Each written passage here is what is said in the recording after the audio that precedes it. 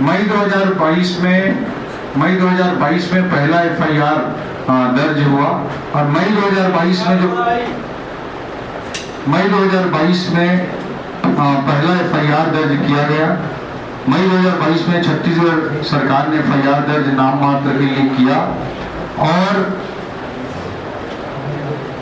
इसका जो तार है, बाद में ईडी बार बार आरोप लगाते हैं कि मतलब हम पर जबरन कार्रवाई की जा रही है। ये कार्रवाई ऐसी कार्रवाई है जिसमें ईडी मनी लॉन्ड्रिंग के केस में इसलिए सामने आई है कि यहाँ की छत्तीसगढ़ की स्टेट पुलिस ने एफआईआर दर्ज किया है, उसके बाद उसका आगमन इस केस में हुआ है।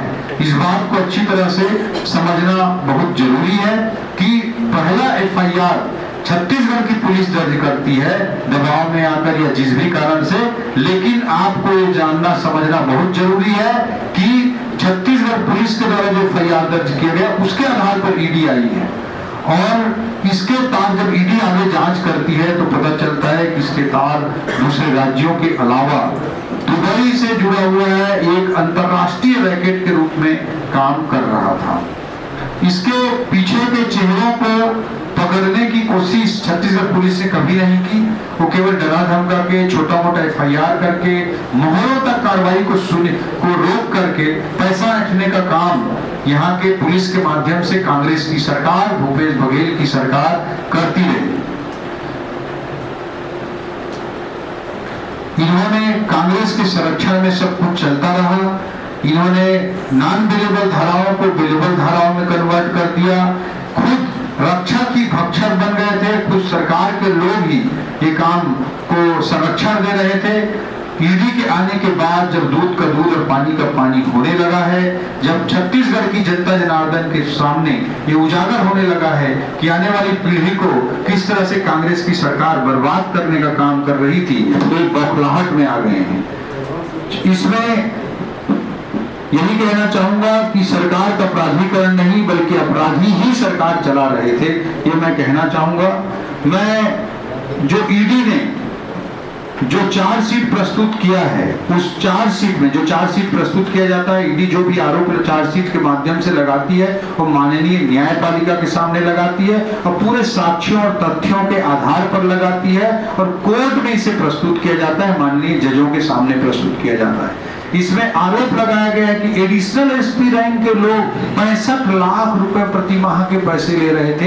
ये चार्जशीट कहता है, आप लोगों से सभी पढ़े भी होंगे और मैं आपसे लोगों से भी आग्रह करूंगा कि इसको देखें और छत्तीसगढ़ की जनता जनार्दन के सामने लाएं कि 65 लाख रुपए तो एडिशनल एसपी रैंक के लोग ले रहे थे, तो इसमें आगे जो बड़े सरगना जुड़े हुए थे वो कितने पैसे लेते रहे होंगे, इसका आकलन आप स्वयं लगा सकते हैं। मैं एक महत्वपूर्ण बिंदु की ओर आप लोगों का ध्यान आकृष्ट करना चाहूंगा कि ईडी ने जो प्रेस नोट जारी किया है उसमें से कुछ चंद लाइनों का मैं जिक्र करना चाहूंगा जो कोर्ट के सामने भी ईडी तथ्यों और सबूतों के साथ प्रस्तुत कर रही है। ED investigation has revealed that ASI Chandrabhushan Verma was acting as the main liaison on ground in Chhattisgarh. He, along with Satish Chandrakar, was receiving healthy money via Hawala from Dubai-based promoters of Mahadev Online Book and were distributing the same to senior police officers and leaders politically connected to Chief Minister's office as protection money.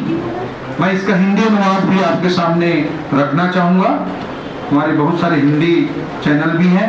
ED की जांच में पता चला है कि ASI Chandrabhushan Verma Chhattisgarh में मुख्य liaisoner के रूप में काम कर रहा था। वह सतीश चंद्राकर के साथ दुबई स्थित महादेव ऑनलाइन बुक के प्रमोटरों से हवाला के माध्यम से मोटी मासिक धनराशि प्राप्त कर रहा था और इसे वरिष्ठ पुलिस अधिकारियों और मुख्यमंत्री कार्यालय से राजनीतिक रूप से जुड़े नेताओं को संरक्षण के रूप में राशि वितरित की जा रही थी। ये ऑफिशियली प्रेस नोट में किसी डिपार्टमेंट ने जारी किया है, कोर्ट में प्रस्तुत किया है। ये लाइनें बहुत महत्वपूर्ण हैं। इसके अलावा मैं उद्धृत करना चाहूंगा ASI Chandrabhushan Verma is not a very senior officer in not a very senior officer in the police hierarchy, but through his relationship with Vinod Verma, political advisor to Chief Minister Mr. Bhupesh Baghel, and with the help of money power received from kickbacks sent by Ravi Uppal in Dubai, he has managed to influence senior officers. ASI Verma has admitted before ED that he was receiving and paying large monthly bribes to many power people. ASI Verma has admitted that the bribe payments were enhanced after some action was done by police in May 2022. मई 2022 में जो FIR दर्ज हुई उसके बाद और पैसा देने की प्रक्रिया को इसके द्वारा इस एएसआई के द्वारा और बढ़ाया गया, ताकि उनको डराया धमकाया गया और पैसे इकट्ठे करने की प्रक्रिया को और गति दी गई। The bribes were enhanced to water down the cases to include non-billable offences and to restrict prosecution up to local punters to prevent future action on their operations. Further arrested accused have specifically named high-ranking officials connected to Chief Minister Office who have received hefty kickbacks on monthly regular basis. मैं हिंदी में भी इसे प्रस्तुत करना चाहूंगा। ED की जांच से साफ हुआ है कि हालांकि ASI Chandrabhushan Verma police hierarchy में बहुत वरिष्ठ अधिकारी नहीं था, लेकिन विनोद वर्मा जो कि मुख्यमंत्री भूपेश बघेल के राजनीतिक सलाहकार है, के साथ अपने संबंधों और रवि उत्पल द्वारा भेजे गए रिश्वत से प्राप्त धन की मदद से वह वरिष्ठ अधिकारी को प्रभावित करने में कामयाब रहा। एएसआई वर्मा ने ईडी के सामने स्वीकार किया है कि वह कई शक्तिशाली लोगों को हर महीने बड़ी रिश्वत दे रहा था।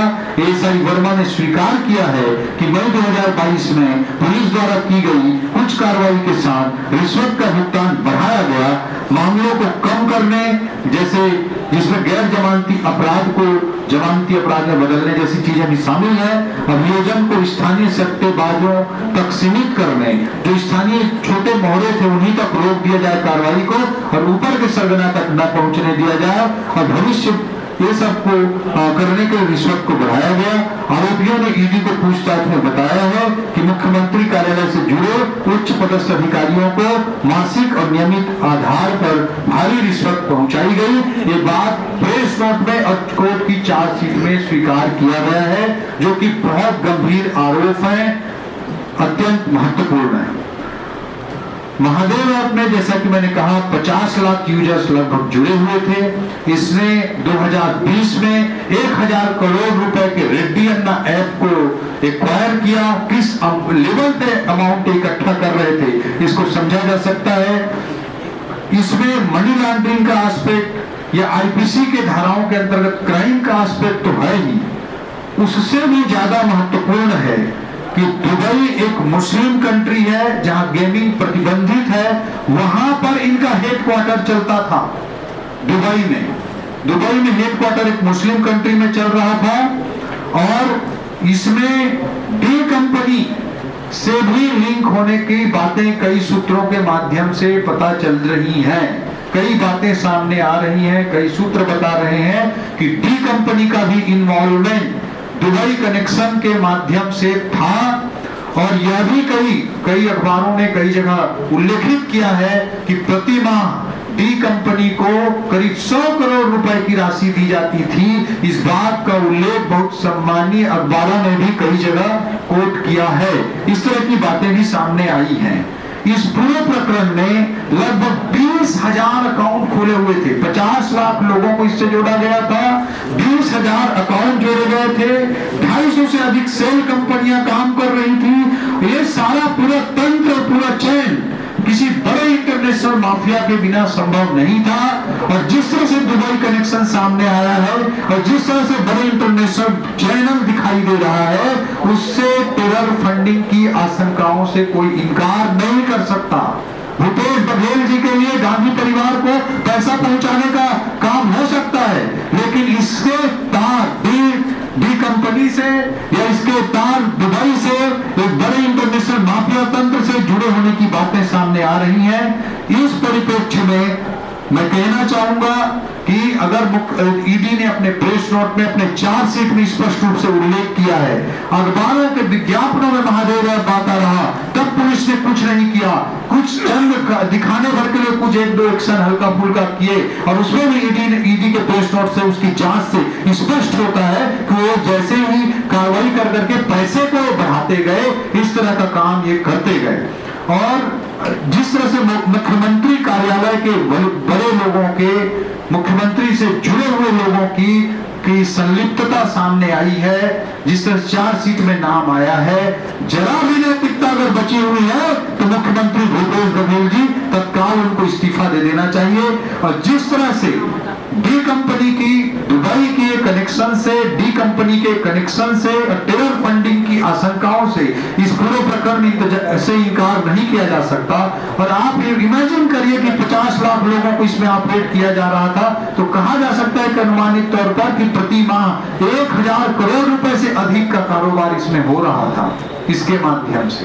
और ये पूरा तंत्र संचालित हो रहा था, इसमें डी कंपनी, दुबई और टेरर फंडिंग की आशंकाएं हैं। इसलिए हम भारतीय जनता पार्टी की ओर से एनआईए जांच के लिए मुख्यमंत्री जी को पहल करने की मांग करते हैं।